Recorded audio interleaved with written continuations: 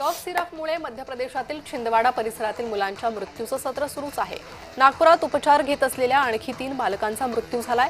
16 तासांमध्ये 3 बालकांचा मृत्यू झाल्यानं वैद्यकीय क्षेत्रात खळबळ उडाली आहे। आतापर्यंत मृतांची संख्या 16 वर पोहोचली आहे। कफ सिरप विक्रीसाठी डॉक्टरांची चिठ्ठी आवश्यक असेल। अन्न आणि औषध प्रशासनानं विक्रेत्यांना हे आदेश दिले। कॉल्ड्रिफ सिरपमुळे आतापर्यंत 24 बालकांचा मृत्यू झालाय। राष्ट्रीय मानवाधिकार आयोगानं या संदर्भात 3 राज्यांना नोटीस बजावली आहे। पनवेलहून सीएसएमटीकडे जाणाऱ्या लोकल समोर उडी मारून आत्महत्या करण्याचा प्रयत्न केला। नवी मुंबईच्या खारघर रेल्वे स्टेशन समोर ही घटना घडली। सुदैवानं यात व्यक्ती बचावली आहे।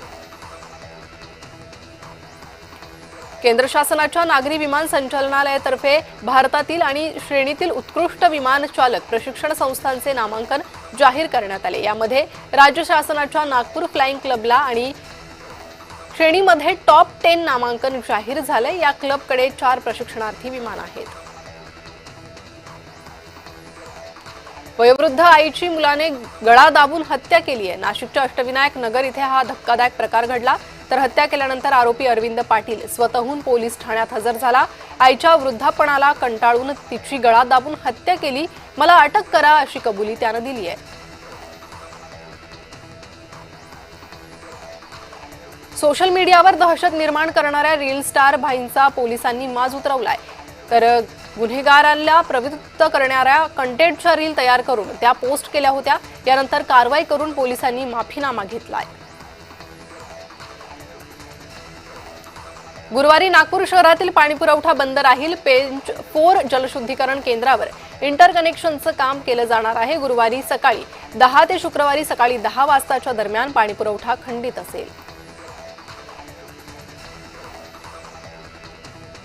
नाशिक शहरात बिबट्याचा वावर असल्याचे फोटो व्हायरल झाले होते, मात्र ते फोटो एआय असल्याचं समोर आलंय। यावरून वन विभागानं सायबर क्राईमला गुन्हा दाखल करण्यासाठी पत्र दिलंय। काही खोडसाळ लोकांकडून बिबट्या शहरात घुसल्याच्या एआय निमित्त फोटो व्हायरल करण्यात आले होते।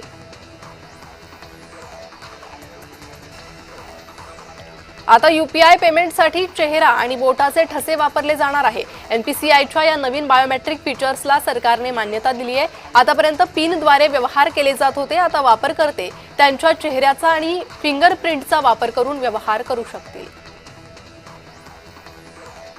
नाशिक पोलिसांच्या समर्थनात शहरात बॅनर्स लावण्यात आले। भयमुक्त शहरासाठी पोलिसांनी जाहीर पाठिंबा पोलिसांना आहे असं या बॅनरवर लिहिलं गेलंय। तर गेल्या काही दिवसांपासून शहरात वाढत असलेल्या गुन्हेगारी संदर्भात पोलिसांकडून देखील कारवाई सुरूच आहे।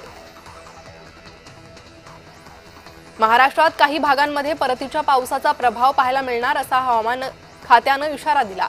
धाराशिव, कोकण, मध्य महाराष्ट्रात अलर्ट देण्यात आलाय। 2 दिवस मुसळधार पावसाची शक्यता वर्तवली आहे।